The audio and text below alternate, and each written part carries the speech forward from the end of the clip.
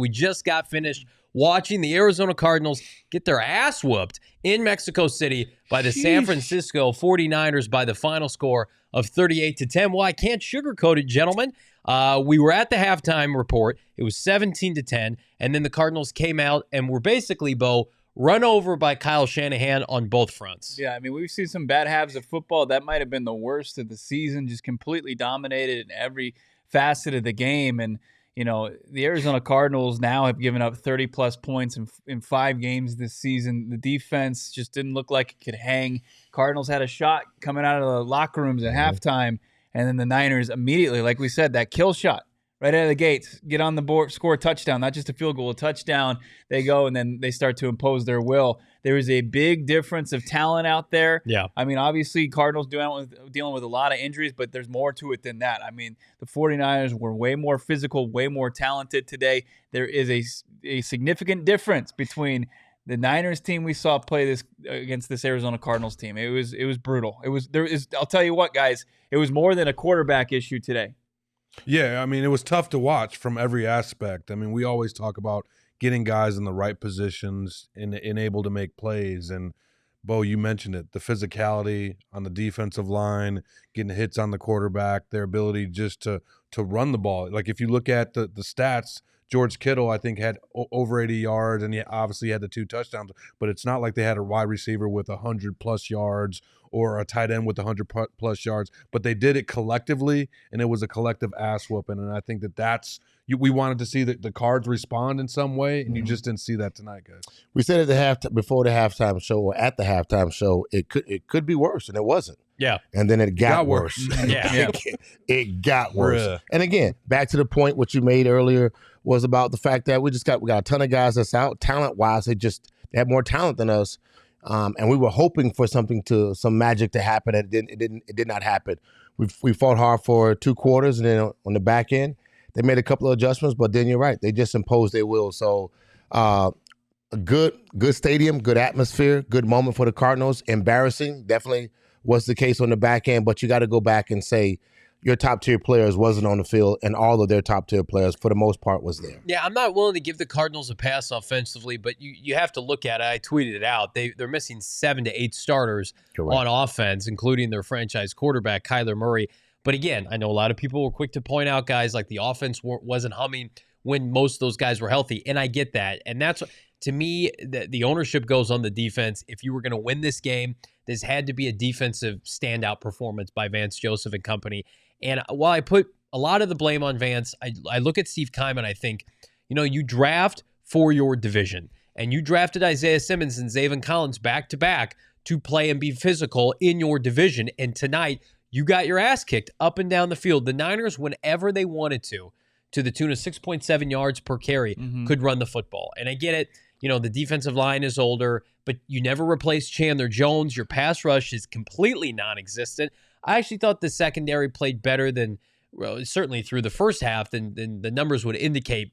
But man, Bo, I mean, all of our concerns coming into this game, when San Francisco wanted to just line up and play bully football, they could. And they did. Yeah, they certainly did. It was an international incident for the Arizona Cardinals. I feel like we've had too many of those, right? And in London a couple of years ago, shut out by the Rams, and now the Niners. I mean, this is a strike against the powers that be for the Arizona Cardinals organization, that they just couldn't be competitive on a primetime stage. But we're asking for a lot, though. Like, when you really go back, like when you look at what they present, what we're missing, and what we're missing, sure, like there's a lot where we are asking for a lot. And I mean, if our guys are healthy, then we can have this argument from the standpoint that absolutely, man. You lose 3 of your offensive linemen. You lose one of your first round draft pick or trade of a receiver. You lose your quarterback who's your first round draft pick. They're missing 4 starting O-linemen. You're missing so much. So I mean, these are not excuses, big dog. It's somebody on the other field that's better than the guy that's on your side.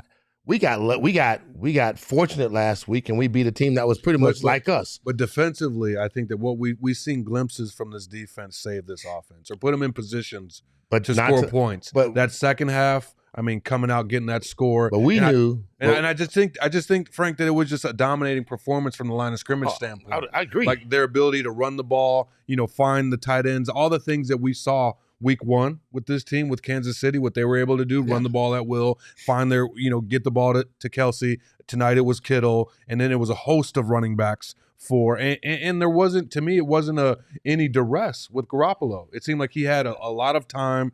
They felt comfortable with any play that they called, and they were able to move the ball. And to me, that inability to get Garoppolo uncomfortable was a huge part of this L today. To me, that was the game. It was the 49ers are built off of yak, and you've seen it. Garoppolo wins games without throwing touchdown passes. When you give him that kind of time. 4 today. Well, yeah, right? He hadn't thrown 3 touchdowns in a game since 2020. And Vance Joseph, I love you, my man. That was not good enough tonight. Whatever that performance was, you took way too long making adjustments. You never sent people, and if you did, no one got home. You're playing Dennis Gardeck against Trent Williams. That's a mismatch. I'm disappointed because I expected the offense to struggle. I know coming into this game, you're missing all these key players, and you're playing the top defense in the NFL, or one of them. I thought that the offense was going to have a tough time, but I thought the defense was going to keep them in this game. And the way the second half began, where they came out and literally ran the ball on every single play en route to that Deebo Samuel end around, it was disheartening. I tweeted it out. It was soul snatching.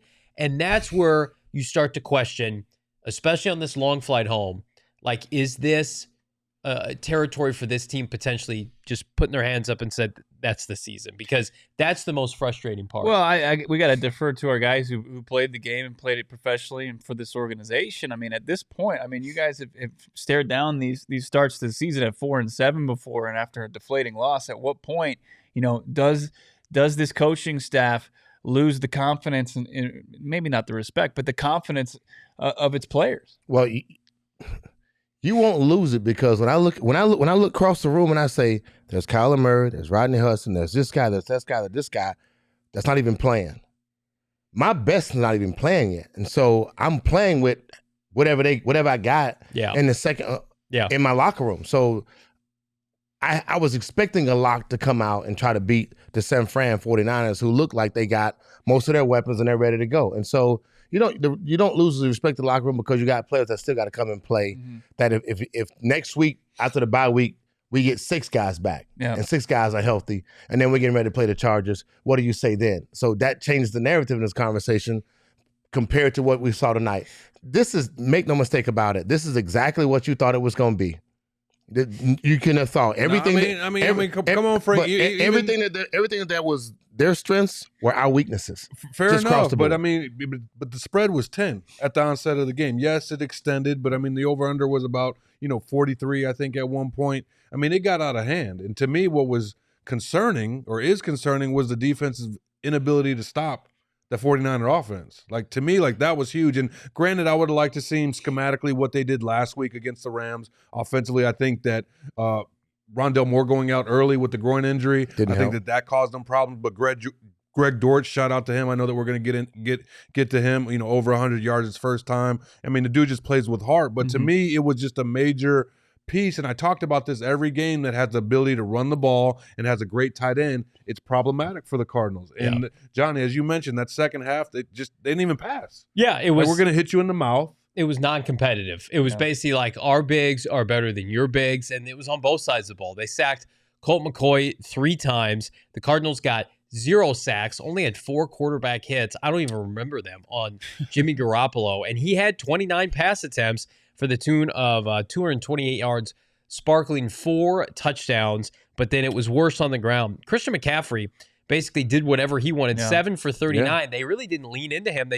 You mentioned it, Bo. They brought in Elijah Mitchell in the second half to bring the hammer down. Makes me sick having to give Kyle Shanahan so much credit, right? Yeah. For them to kind of, especially when you talk about where you're playing at, 7,200 feet, right? And you got the thin air, and you got to keep guys fresh. Good job. He knew, hey, we don't even have to run Elijah Mitchell in the first half. We'll keep him fresh, and then we'll just wear him down. We'll salt this game away. Yeah. This is the brand of football that the Niners want to play, and the Arizona Cardinals, they couldn't do anything about it. They just couldn't, and it was that's disheartening.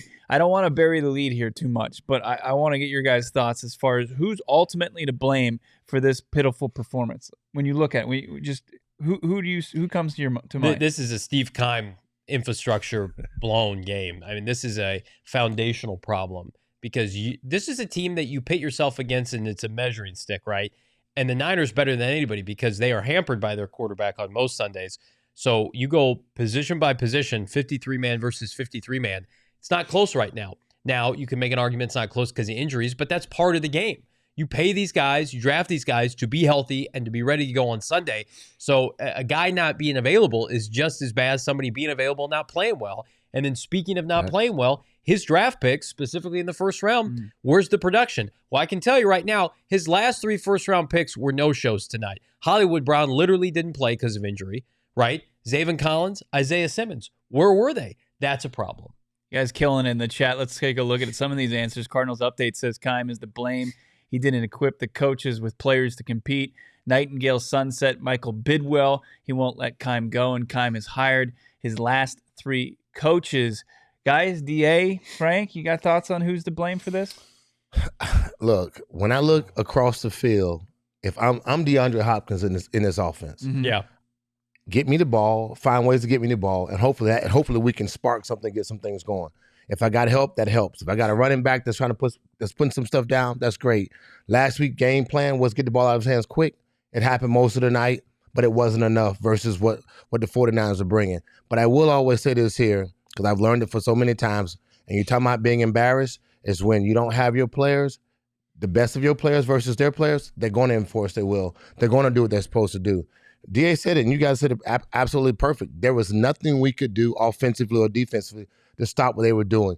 The 49ers came with one intent, that's to enforce their will and to walk away with a dub, and they did that. Who to blame? Do I go to Steve Keim? I like what Johnny is saying in regards to the fact that the backups and the guys that should be there playing, they're not playing. Why they're not playing, I don't know. Did we get them when they were older? Did we get them when we got nicks and bruises on guys and we knew that already? And we brought him in to kind of do some bandage work, then that's probably what we got. But physically tonight, we got out coached and they had better players than us. But guys, optics are everything.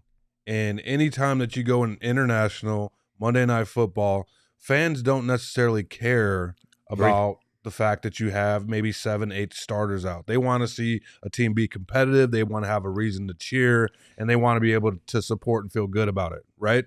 So when you're evaluating the team, you're looking at, hey, did they have all the players that they need to be successful? You know, that's Steve Keim's job. And could they be effective on the football field? That's Cliff Kingsbury and Vance Joseph's job. And this season, I would say as a whole, you know, they've taken L's in all those categories The broadcast said they've taken a huge step back this year. They've taken a step back because the expectations with the money's invested in this football team were for this offense to be high-powered and the defense just be adequate. Yeah. And they've relied heavily on this defense. All their, I'd say,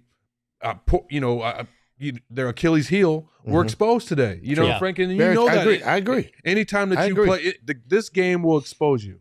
If you play long enough, this game will expose you. And unfortunately, that's what happened tonight, guys, with the Arizona Cardinals. Yeah, you are what your record is. And at this point, the Cardinals are 4-7.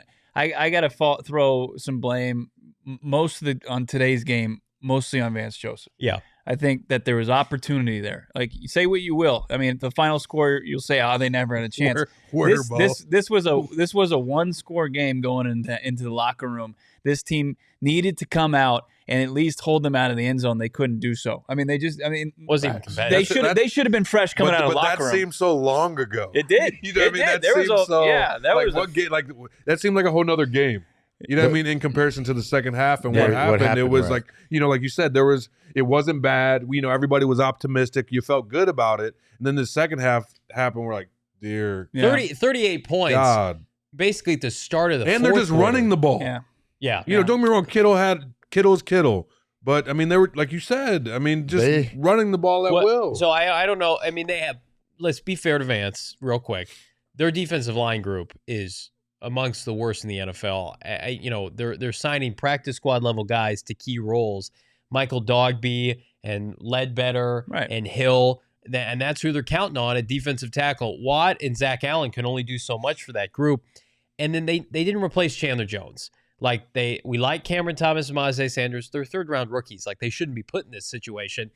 Dennis Gardeck got a new contract. I would argue that's been a disaster. Marcus Golden got an extension. He has been having his worst NFL season since his rookie season, probably in 2015. That group has let the team down, as has the middle of the defense. And then at the end of the day, like, the root problems you can go to, the 2 inside linebackers, like I know they've had some good games. I'm still high on them long term, but Simmons and Collins, like you watch Fred Warner, we talked about it. Man. Steve Keim would die for Fred Warner. Like everybody in the NFL would. Yeah, and they get him in the 3rd round. The Cardinals use consecutive top 15 picks, top 16 picks on linebackers that aren't close to Fred Warner's level. That's a problem. You look at the draft capital that's been invested on both the offense and defensive fronts for San Francisco, and you look at their counterparts for the Arizona Cardinals, and it's not there. Like the 1st and 2nd rounders that they've utilized versus what Keim has not utilized. It's very telling. Look, it's telling. I mean, especially on the offensive line, are we shocked that Rodney Hudson at 33 years old is not available right now? Justin Pugh with his injury history, his age, that he's not available right now. I mean, it's not. You shouldn't be surprised. That's why we can't use injuries. I mean, and with all those injuries, are we disrespecting the 49ers in that Garoppolo has been to a Super Bowl? He's been to an NFC, championship game. They do have Nick Bosa. They do have the number one. Here's my pushback, though, DA. It was the Niners last year. So, right. And then they got run over by Seattle, and they got swept by Seattle this year. Yeah, they beat the Rams in basically a meaningless game with a backup quarterback. You're getting your ass kicked almost every time you play an NFC West team right now. I agree with that. They have lost. Listen to this. This is a stat on Twitter from my guy Blake Murphy. In their last 17 games, the Cardinals are 5-12. That includes wins against the Cowboys, but also the Panthers, a Rams backup quarterback, the Raiders, and Andy Dalton-led Saints. You're not only bad in the NFC West, you're bad in the NFC. You're not winning games, period.